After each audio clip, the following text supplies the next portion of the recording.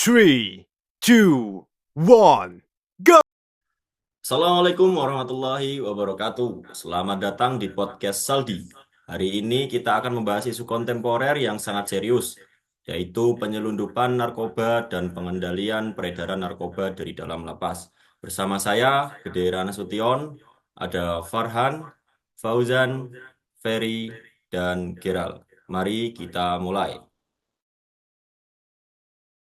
Ya, terima kasih Mas Gede. Baru-baru ini kita dikejutkan dengan berita tentang Baris Krim Polri yang membongkar kasus pencucian uang narkoba senilai 2,1 triliun. Wow.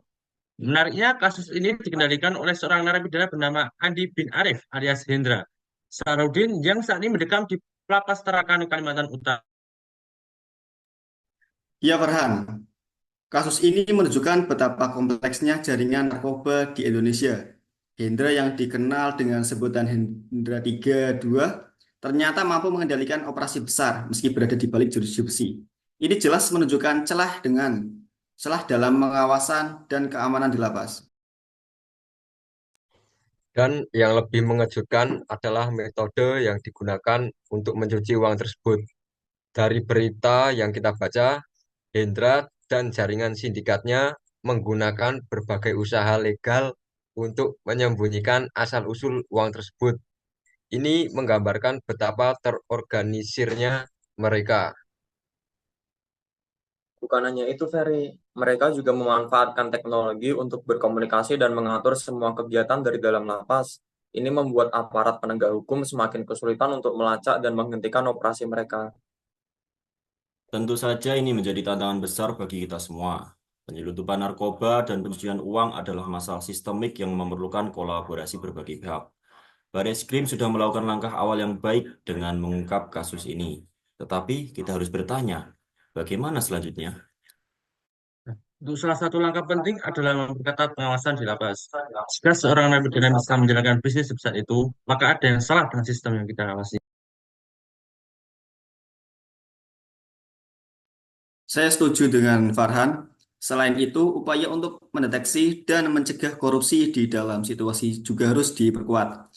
Tanpa transparansi dan akuntabilitas, sulit untuk memerangi penyelundupan narkoba dari dalam lapas. Kita juga perlu menyadari bahwa dampak dari penyelundupan narkoba bukan hanya merugikan ekonomi negara, tetapi juga menghancurkan kehidupan banyak orang. Pendidikan dan rehabilitasi bagi pengguna narkoba harus menjadi fokus kita. Dan melibatkan masyarakat dalam upaya ini juga sangat penting. Edukasi tentang bahaya narkoba dan peran masyarakat dalam memerangi peredaran narkoba bisa membantu menciptakan lingkungan yang lebih aman. Jadi, meskipun ada tantangan besar, kita tetap bisa optimis. Dengan langkah-langkah yang tepat, kita dapat memperbaiki sistem dan mencegah kasus serupa di masa depan. Mari kita dukung upaya penegakan hukum dan terus meningkatkan kesadaran di masyarakat.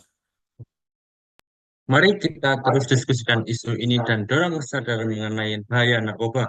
Setiap suara kita berkontribusi pada perubahan. Terima kasih Gede, Farhan, Ferry, dan Geral. Diskusi kita hari ini sangat informatif dan relevan. Terima kasih semuanya. Sampai jumpa di episode podcast berikutnya. Dan mari kita terus berupaya untuk membuat perubahan positif di masyarakat. Bye-bye.